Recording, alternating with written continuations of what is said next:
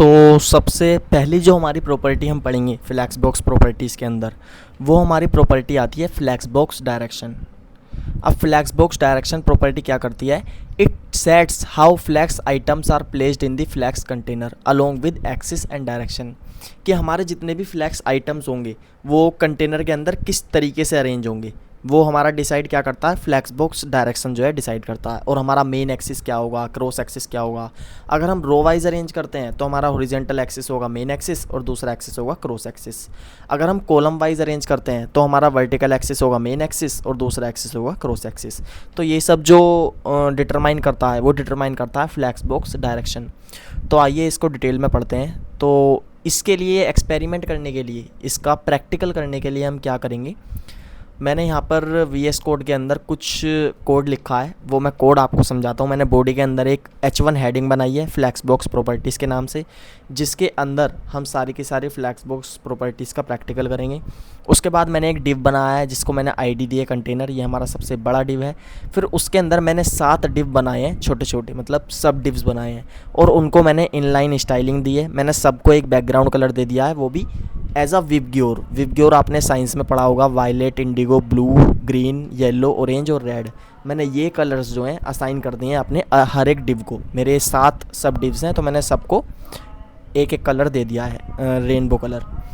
उसके बाद मैंने इसको कुछ स्टाइलिंग दी है। स्टाइल डॉट CSS के अंदर जो हमारा कंटेनर वाला डिव था, जिसको मैंने कंटेनर ID दी थी, उसको मैंने एक हाइट दी है, विड्थ दी है, बैकग्राउंड कलर दिया है, उसको मार्जिन दी है और मैंने बॉर्डर दिया है। ये सब प्रॉपर्टीज़ मैं आपको पढ़ा चुका हूँ। और जो हमारी हेडिंग थी उसको मैंने टेक्स्ट अलाइन कर दिया है सेंटर। कंट्रोल S करके इसका मैं आउटपुट दिखाता हूँ। तो इस पूरी कोडिंग का जो आउटपुट है वो कुछ इस तरीके से शो हो रहा है, फ्लैक्स बॉक्स प्रॉपर्टीज़, और ये यहाँ पर हमारा एक कंटेनर है और ये हमारे 7 डिव हैं। अब मैं क्या करूँगा, इसके ऊपर फ्लैक्स बॉक्स डायरेक्शन को जो है अप्लाई करूँगा, प्रैक्टिकल करके दिखाऊंगा फ्लैक्स बॉक्स डायरेक्शन का। लेकिन उससे पहले जो हमारे छोटे वाले डिव हैं, जो हमारे कंटेनर के अंदर सब डिव्स हैं, तो मैंने यहाँ पर सिलेक्ट कर लिए हैं अपने सब डिव्स को और चाइल्ड कॉम्बिनेटर के थ्रू, और इनको मैं कुछ पहले हाइट और विड्थ दे देता हूँ। लाइक मैंने इसको हाइट दे दी 100 पिक्सल दे देता हूँ, और इसको कुछ विड्थ भी दे देता हूँ। लाइक मैंने इसको विड्थ दे दी 300 पिक्सल की, और मैं इसको एक कलर भी दे देता हूँ। कलर तो छोड़ो, रहने देते हैं। सिर्फ मैं क्या करता हूँ, टेक्स्ट अलाइन कर देता हूँ सेंटर। डिव के अंदर जितना भी टेक्स्ट है वो सेंटर में आ जाएगा। और मैं एक फ़ॉन्ट साइज़ भी दे देता हूँ, लाइक 1.5 रैम, रिलेटिव यूनिट में दे देता हूँ 1.5 एम। कंट्रोल S, और अब मैं अगर रिफ़्रेश करूँ यहाँ पर तो हमारे डिव्स कुछ इस तरीके से आ गए हैं। और ये हमारे जो सब डिव्स हैं, जो हमारे कंटेनर के अंदर जितने भी सब डिव्स हैं, वो हमारे ओवरफ्लो कर रहे हैं। ओवरफ्लो मतलब ये जो हमारा कंटेनर है, जो हमारा कंटेनर डिव है, इसके अंदर से बाहर निकल रहे हैं। हमारे यहाँ तक सारे डिव कंप्लीट हो जाने चाहिए थे, लेकिन ये जो है यहाँ से ओवरफ्लो कर रहे हैं। तो इनके अरेंजमेंट को हमें मैनेज करना है, मैनिपुलेट करना है, चेंज करना है, और इनको एक बेहतर, एक अच्छा तरीका देना है जो ये इस कंटेनर के अंदर जो है अरेंज हो पाए। तो इसके लिए हम क्या करेंगे, हम इस पूरे के पूरे डिव को, जो हमारा कंटेनर वाला डिव है, इसको हम डिस्प्ले कर देंगे फ्लैक्स। यहाँ पर हम आकर क्या कर देंगे, इस कंटेनर को क्या कर देंगे, डिस्प्ले फ्लैक्स। कंट्रोल S, और अब मैं आउटपुट जाकर देखूंगा, जैसे ही रिफ़्रेश करूंगा ये सारे के सारे हमारे जो है अरेंज हो गए, सिर्फ डिस्प्ले फ्लैक्स करने से। ऐसा क्यों हुआ? क्योंकि अब ये जो हमारा कंटेनर है ये हमारा फ्लैक्स कंटेनर बन चुका है, और ये सारे के सारे आइटम्स हमारे फ्लैक्स आइटम्स बन चुके हैं, जैसे मैंने आपको जनरल एग्जाम्पल के अंदर बताया था। इस तरीके से ये हमारा कंटेनर फ्लैक्स कंटेनर बन चुका है और ये हमारे फ्लैक्स आइटम्स बन चुके हैं। अब डिस्प्ले फ्लैक्स करते हैं, ये हमारे रो वाइज अलाइन क्यों हो गए? क्योंकि हमारी जो फ्लैक्स डायरेक्शन होती है वो अगर हम डिफ़ाइन नहीं करते तो डिफ़ॉल्ट वो कैसी होती है, फ्लैक्स डायरेक्शन होती है हमारी रो वाइज। अगर हम इसको कॉलम वाइज करना चाहें तो हम इसको कॉलम वाइज भी कर सकते हैं।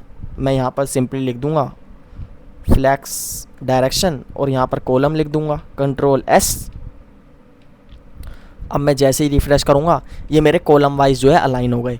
अब ये जो मेरा वर्टिकल एक्सिस है ये मेरा मेन एक्सिस है और ये मेरा ओरिजेंटल एक्सिस है। मैं चाहूँ तो, हालांकि हमने एक एक डिव की जो हमने हाइट दे रखी है वो 100 पिक्सल दे रखी है।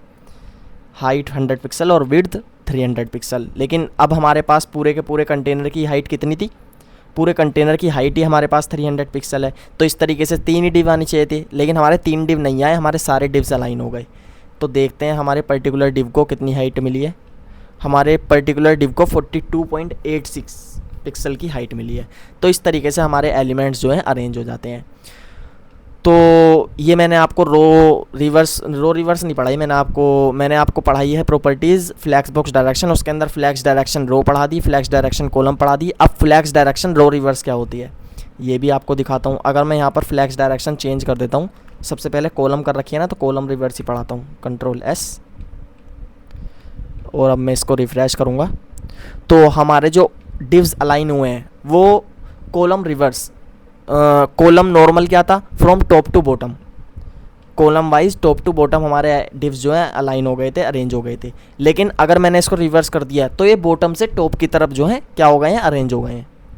और ऐसे ही हमारा रो रिवर्स होता है। रो रिवर्स हमारा राइट टू राइट होता है, और रो रिवर्स कर देंगे तो ये राइट टू लेफ़्ट जो है अरेंज हो जाएंगे। रिफ्रेश करूँगा, हमारा वायलेट कलर पहले यहाँ था, अब हमारा वायलेट कलर यहाँ आ गया है। अगर इसको रो करूँगा तो वायलेट कलर इस तरीके से यहाँ से स्टार्ट होगा, और रो रिवर्स कर दूँगा तो वायलेट कलर जो है यहाँ से स्टार्ट होगा। तो ये हमारी रो रिवर्स प्रॉपर्टी होती है फ्लैक्स डायरेक्शन के अंदर। और फिलहाल इन्होंने जो है पूरे डिव के अंदर इक्वली जो है विड्थ को जो है बांट लिया है। लेकिन अगर जो मैं इसको तो मैं रो ही कर देता हूँ, रो रिवर्स इतना हम यूज़ नहीं करते, Ctrl+S और टेक्स्ट लाइन सेंटर। इसको अगर मैं विड्थ दे दूँ 50 पिक्सल की, Ctrl+S और रिफ़्रेश करता हूँ, तो हमारा हर एक डिव जो है 50 पिक्सल की विड्थ ले लेगा और जितनी भी स्पेस बचेगी उसको खाली छोड़ देगा। लेकिन अगर मैं इसको विड्थ दे दूँ 500 पिक्सल की और अब मैं रिफ़्रेश करूँ, हमारे डिव की जो विड्थ है वो ही 80% है, तो ये 500 पिक्सल की एक डिव कैसे ले सकता है इतनी स्पेस। तो ये जितनी भी स्पेस होगी उसको इक्वली बांट लेंगे, 500 पिक्सल की एक डिव जो है विड्थ नहीं लेगा। तो ये हमारे कुछ फ्लैक्स बॉक्स प्रॉपर्टीज़ है, और ये हमारे सारे के सारे फ्लैक्स आइटम्स हैं। ये हमारा फ्लैक्स कंटेनर है। मैंने आपको एक प्रॉपर्टी पढ़ाई जिसका नाम है फ्लैक्स बॉक्स डायरेक्शन, जो मैंने आपको अच्छे से पढ़ा दी है।